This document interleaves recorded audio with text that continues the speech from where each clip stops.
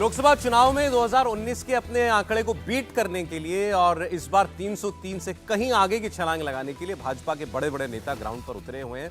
और इसी कड़ी में चाहे वो पन्ना प्रमुख हो, बूथ का कार्यकर्ता हो या देश का गृहमंत्री और पार्टी का अध्यक्ष, सब लोग एक ही ऊर्जा के साथ काम में इस वक्त लगे हुए हैं। तस्वीरें आपके सामने गृहमंत्री अमित शाह की, पार्टी प्रेसिडेंट जेपी नड्डा की हैं, जो ममता बनर्जी के गढ़ में हैं, कोलकाता में थे। और पश्चिम बंगाल में भारतीय जनता पार्टी ने अपने लिए टारगेट 35 सीटों का तय किया है, 42 में से 35। पिछली बार 18 सीटें भारतीय जनता पार्टी जीती थी, तो इस बार उससे दुगना पर फोकस भारतीय जनता पार्टी का है। और अमित शाह जितनी बार बंगाल जा रहे हैं वो हर बार बात कर रहे हैं सीएए की, नागरिकता कानून की। 2019 में नागरिकता कानून आया था, आपको याद होगा, और शाहीन बाग और सड़कों पर जगह जगह देश भर में प्रोटेस्ट हुए थे। खास तौर पर मुस्लिम समुदाय के लोग जो हैं उन्होंने इसका विरोध किया था। और उसके बाद ये ठंडे बस्ते में चला गया। इसके जो रूल्स फ्रेम होने होते हैं, रूल्स फ्रेम होने का मतलब ये कानून तो बना दिया, कानून को लागू करने के लिए व्यवहारिकता में उसको कैसे इंप्लीमेंट आप करेंगे, तो उसके कानून रूल्स बनते हैं। वो रूल्स फ्रेम नहीं किए गए, नोटिफाई नहीं किए गए आज तक, और उसके हर बार डेडलाइन बढ़ाई जाती रही। अब ये कहा जा रहा है कि वो 30 मार्च तक वो काम हो सकता है, यानी 2024 के चुनाव से पहले वो काम हो सकता है।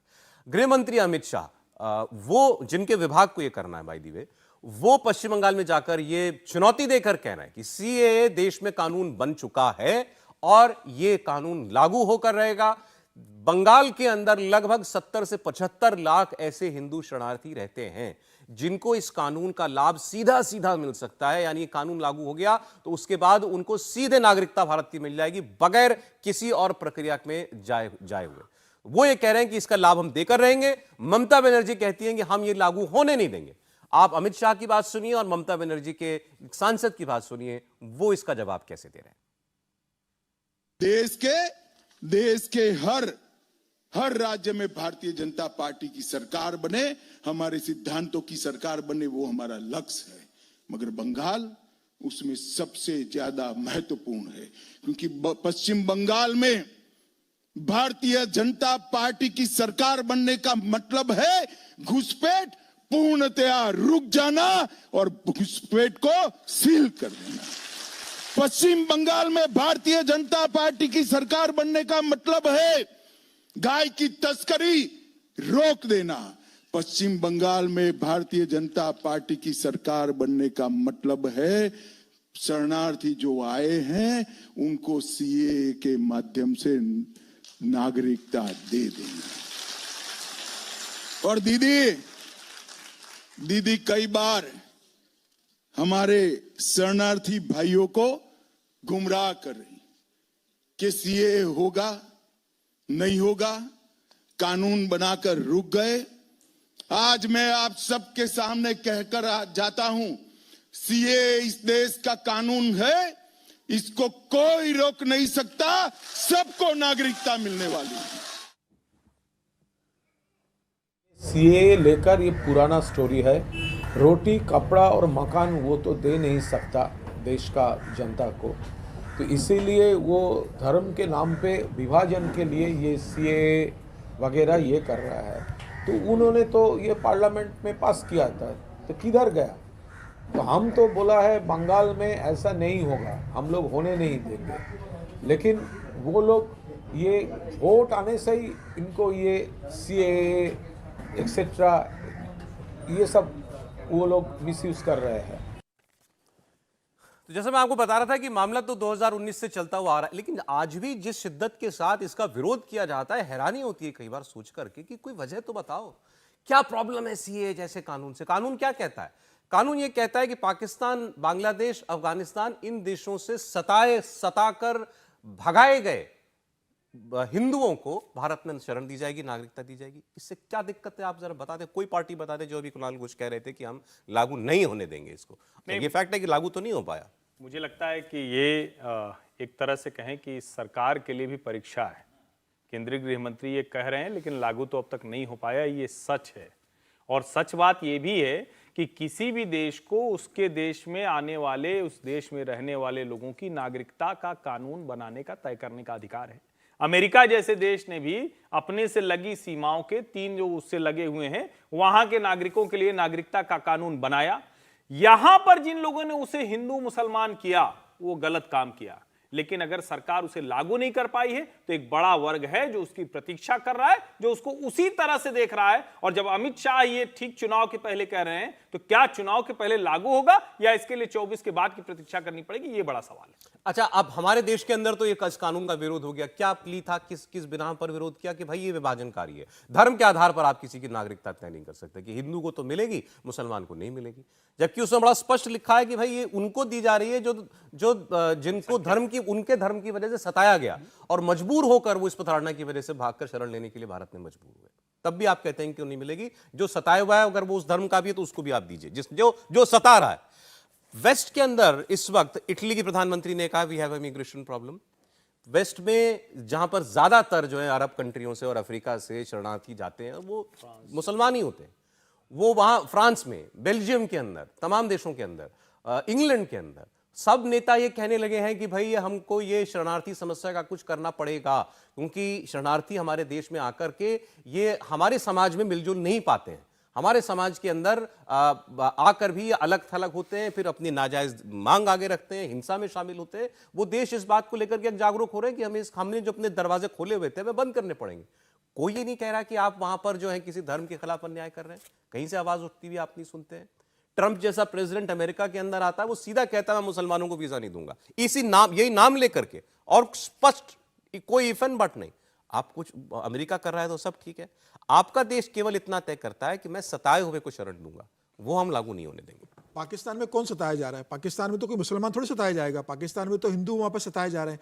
हिंदू अगर आ रहे हैं तो उन्हें नागरिकता मिल रही है, सिख सताए जा रहे हैं, अगर सिख आ रहा है तो उसे नागरिकता मिल रही है, जैन धर्म के लोग सताए जा रहे हैं दूसरे देशों में, छोटे अफगानिस्तान में या पाकिस्तान में या बांग्लादेश में, तो वो भारत आ रहे हैं तो उन्हें नागरिकता मिल रही है। तो उसमें मुझे लगता है कि ममता बनर्जी को या किसी को भी आपत्ति नहीं होना चाहिए अगर वो दूसरे देश से सताए हुए अगर देश में आ रहे हैं और भारत सरकार उन्हें नागरिकता दे रही है तो इसमें किसी तरह की आपत्ति नहीं होना चाहिए। लेकिन ममता बनर्जी जानती है कि उसका वोट बैंक कौन है, उन्हें किस वोट बैंक का फायदा मिलेगा, और सीएए का विरोध करके वह हिंदू और मुसलमानों के एक बीच खाई पैदा करेगी और उस आधार पर उन्हें चुनाव जीतना है। और अभी तो अमित शाह जी ने एक बहुत इंटरेस्टिंग बात बोली है कल की बैठक में। उन्होंने कल पार्टी के नेताओं से बोला है कि 2019 के चुनाव में हमें 17 लाख कम वोट मिले थे ममता बनर्जी से, 2024 में हमें 17 लाख ज़्यादा वोट ममता बनर्जी से लाना है।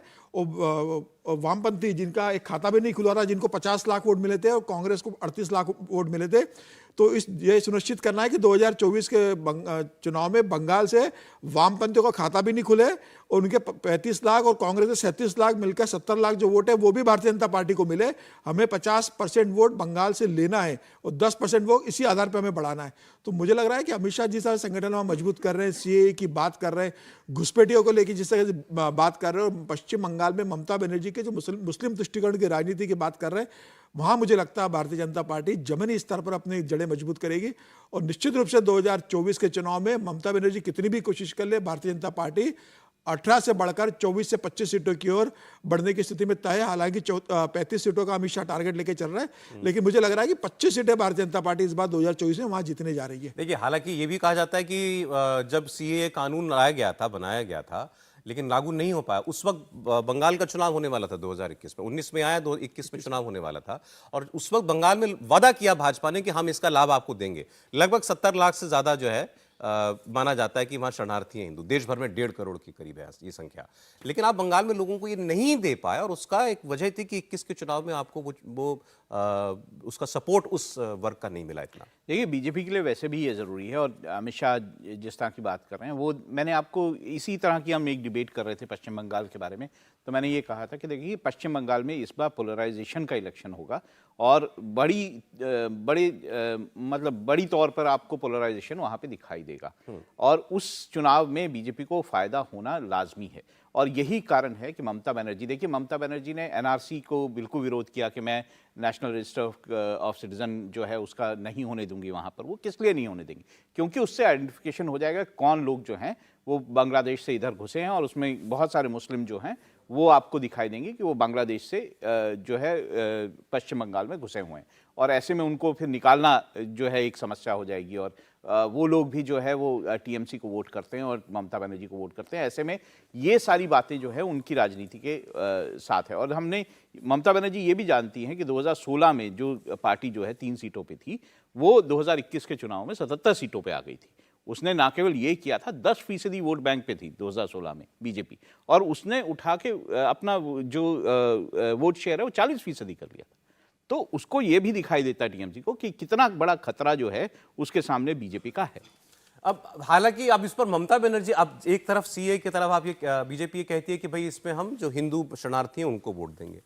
पॉलिटिकली ममता बनर्जी ने जो मैसेज दिया वो बहुत पावरफुल है। वो कहते हैं हम सबको वोट का अधिकार देंगे, सबको नागरिकता देंगे, हमारे लिए ये भी अलग नहीं वो भी अलग नहीं। तो ऐसा नहीं है कि वो किसी से कुछ आप चुन रही हैं कि ये नहीं वो कह रही हैं सब हमारे लिए बराबर। बहुत जानबूझ के ये कह रही हैं, क्योंकि जहां पे हम बात करते हैं कि वहां 27% मुस्लिम हैं, अगर ये सब कुछ हुआ तो 30% से ज्यादा चले जाएंगे, और जब वो 30% से ज्यादा मुस्लिम पश्चिम बंगाल में आपको दिखाई देंगे, ममता बनर्जी को हराना बहुत मुश्किल होगा। नहीं, और वैसे भी कोई घुसपैठ करके आया है, उसकी कोई वजह होगी, कोई बहुत पीड़ित है, कोई किसी और वजह से आया, या घुसपैठ उसके किसी एक मॉडल का हिस्सा है कि उसकी कोई लॉन्ग टर्म स्ट्रेटजी है, कोई तो चीज देखी जाएगी ना।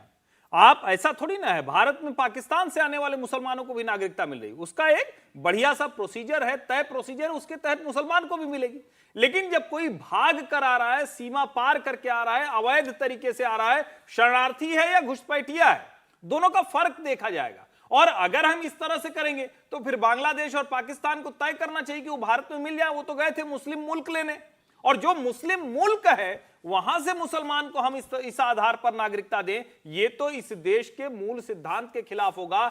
जिस तरह की विभाजन विभीषिका इस देश के लोगों ने झेली है, जिन हिंदुओं ने अपना सब कुछ छोड़ दिया वहां, जिनको ट्रेनों में मारकर काटकर भेज दिया गया, उनके साथ अन्याय होगा। और मुझे लगता है कि ये इस देश की सरकार और अभी की सरकार तो बिल्कुल बर्दाश्त नहीं कर सकती। जहां प्रधानमंत्री नरेंद्र मोदी ने खुद कहा था कि विभाजन विभीषिका दिवस हम मना रहे हैं, हमें वो याद करना पड़ेगा कि हमारे ऊपर किस तरह का अत्याचार हुआ। महात्मा गांधी ने कहा था कि जिस तरह से हिंदुओं के ऊपर और दूसरे अल्पसंख्यकों के ऊपर पाकिस्तान में अत्याचार हो रहा है, उसमें भारत की सरकार को चाहिए कि वो तरीका निकालें। जवाहरलाल नेहरू ने संसद में कहा था, जितने बड़े नायक हैं उन सब ने इस पर चिंता जाहिर की थी, और 70 के दशक में खुद इंदिरा गांधी जी ने कहा था, बांग्लादेशी घुसपैठिए बड़ी समस्या है, पूर्वोत्तर की इस समस्या से हमें सबसे मजबूती से निपटना पड़ेगा। मुझे लगता है कि इस देश में सीए बहुत जरूरी है, और उसके साथ साथ एनआरसी भी जरूरी है, जो इस सरकार को मैंडेट मिला है कि आप अपने नागरिकों की पहचान करें, बाहर से आने वाला शरणार्थी है या घुसपैठिया उसकी भी पहचान। लेकिन इस मुद्दे में अभी भी पॉलिटिकल जूस है क्या? वोट बचे हैं क्या इस मुद्दे में अभी भी? आप ये बताइए, जहां लोगों को सीधे सीधे अपनी संपत्ति पर बाहर से आया हुआ कोई व्यक्ति अचानक उसकी बस्ती बढ़ जाती है, वो कब्जा कर लेता है, उसके लिए है। जहां जिस कॉलोनी में जहां कानून व्यवस्था की स्थिति ठीक रहती है, अचानक कोई आता है, कहते हैं अननोन लोग हैं, कहीं से आए थे, नए लोग दिखने लगे, उसके लिए है। और हमें तो याद है ना, अभी कुछ समय पहले ही तो नोएडा में अचानक एक जगह बवाल हो गया, तो पता चला कि बांग्लादेशी घुसपैठिए थे, वो लोग आए हुए थे, शरणार्थी कह लीजिए या घुसपैठी कह लीजिए, उनकी वजह से अचानक पूरी बस्ती सोसाइटी के सामने आकर खड़ी हो गई। तो जहां भी आपको कानून व्यवस्था की दिक्कत होगी, जहां भी आपको संपत्ति की समस्या होगी, जहां भी आपको अपनी पहचान का संकट होने लगेगा, वहां वो मुद्दा है, और बंगाल में ये बड़ा मुद्दा है। आसाम में भी बहुत बड़ा मुद्दा है ये। आसाम के अंदर भी ये घुसपैठियों का एक बहुत बड़ा मुद्दा रहा है, और वहां पर तो कितना हिंसक वारदातें हुई है। मुझे लग रहा है एनआरसी और सीए बंगाल जैसे के साथ साथ आसाम जैसे के लिए भी बहुत जरूरी है, पूरे देश के लिए जरूरी है। जहां जो बॉर्डर लगी हुई है, जहां से जो घुसपैठिए गुजर रहे हैं, और वहां का जो बैलेंस बिगाड़ रहा है, आसाम में इस बारे में हम भुगत चुके हैं। बंगाल लगभग तैयार हो चुका है। आसाम में तो आंदोलन हुए इस बात के लिए, बिल्कुल। लेकिन आप लागू नहीं कर पा रहे। ऐसा उन्होंने कहा कि ये केंद्र सरकार के लिए एक चुनौती है, चैलेंज भी है कि भाई आपने बड़ा चैलेंज कि आप कानून बना तो दिया, आप इसको लागू भी करके दिखाइए ना। आप इसमें सीधे सीधे मुस्लिम समाज के विरोध की वजह से आपको अपने पैर पीछे करने पड़े इस पर। ये कह लीजिए उस वक्त कोविड आ गया था, तो एक वो हो गया कि उस वजह से ठंडे बस्ते में चला बहुत गया। आसान होता तो पिछली बार ही लागू हो जाता पश्चिम बंगाल विधानसभा चुनाव के पहले। लेकिन आज जब अमित शाह बार बार बोल रहे कि बंगाल में जाकर वो कह रहे हैं कि भाई ये सीए लागू होगा, तो मुझे ऐसा लग रहा है कि केंद्र सरकार ने ये तय कर लिया है, और हो सकता है मुझे कि 2024 के चुनाव के पहले केंद्र सरकार इस कानून को पूरे देश में लागू कर दे। बहुत चर्चा तो थी कि जो स्पेशल सत्र हुआ अभी उसमें करेंगे, जिसमें महिला आरक्षण विधेयक पास हुआ है, उस तब से ये देखिए इसकी हवा बननी तो शुरू हो गई है। अब इसको जब जैसे अभी वो रूल्स फ्रेम करने की डेडलाइन मैंने आपको बताया कि अब 30 मार्च जो है वो बना दी गई है, तो उम्मीद करें कि 24 के इलेक्शन से पहले इस पर एक्शन होगा। देखिए, ये देश के लिए बहुत ज़्यादा ज़रूरी है कि हम आइडेंटिफाई करें कौन हमारे देश के नागरिक हैं, कौन नहीं है। और जैसा कि इस चर्चा में हुआ कि सीए के जरिए हम उन लोगों को जो बाहर से जो हैं हिंदू या फिर जैन या फिर सिख या बाकी लोग जो हैं या बौद्ध जो भी देश के अंदर आए हैं और उनको बाहर से सताया गया तब वो भारत में आए, तो उनकी नागरिकता भी हमारे देश में ज़रूरी है कि उनको नागरिकता दी जाए ताकि उनको वो अधिकार मिल सकें जो कि उनके लिए ज़रूरी हैं, या अपने जीवन यापन के लिए वो अधिकार उनके लिए ज़रूरी है, ये हो सके। हमने देखिए, मुझे राजस्थान का पता है कि जो शरणार्थी वहाँ से हिंदू शरणार्थी जो हैं वो आए राजस्थान में, उनकी क्या स्थिति है, बड़ी मुश्किल विकट स्थिति है, ना आप काम कर सकते हैं ना शिक्षा दिला सकते हैं, बहुत विकट स्थिति है। इसलिए ये बहुत ज़्यादा ज़रूरी है कि इसको हम जल्द से जल्द लागू करें, और मुझे लगता है मार्च में जब ये फ्रेम हो जाएंगे रूल्स वगैरह, उसके बाद ये लागू हो। पॉलिटिकली अगर आप देखिए तो जो हिंदू शरणार्थियों वाला जो प्रभाव वाला इलाका है, वो माना जाता है बंगाल की लगभग 80 विधानसभा सीटें ऐसी हैं कुल 292 में से, जिस पर जिनका उनका बहुत अच्छा प्रभाव है, और कुल ज्यादा 120 तक सीटें ऐसी हैं जहां पर उनकी प्रेजेंस है। लेकिन इसके काउंटर में देखिए 100 के करीब ऐसी विधानसभा सीटें हैं जहां सीधे सीधे मुस्लिम वोटर का, मुस्लिम रिहाइश रहने वालों का, मुसलमानों का प्रभुत्व है, और उसमें भारत के नागरिक भी हैं और उसमें घुसपैठिए भी हैं। तो उनको तो ये पूरी तरीके से सूट करता है कि ममता बनर्जी के साथ रहें। तो इस लिहाज से अगर आप देखेंगे तो बड़ा डिवाइडेड हाउस है ये पश्चिम बंगाल के अंदर। ममता बनर्जी यूं ही इतनी मजबूत नहीं है पश्चिम बंगाल में। बिल्कुल, अगर ममता बनर्जी की पूरी राजनीति जो है देखिए वो टिकी हुई है। अब वहाँ पे ना तो कांग्रेस का कोई प्रभाव रहा है, ना लेफ्ट का कोई सीटें ही नहीं है, तो क्या प्रभाव वहाँ पे कांग्रेस और लेफ्ट का बचा हुआ है? सीधी लड़ाई जो है बीजेपी और ममता बनर्जी के भीतर है।